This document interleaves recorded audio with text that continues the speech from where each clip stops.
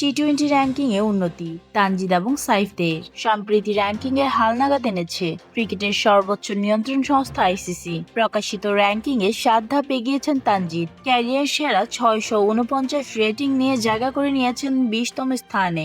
9 ধাপে গিয়ে 27 নম্বরে উঠে এসেছেন আরেক ওপেনার সাইফ হাসান।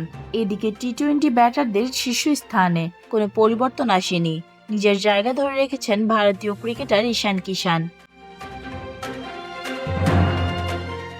টি-20 বোলারদের ক্ষেত্রে সুযোগ পেয়েছেন বাংলাদেশের বোলাররা।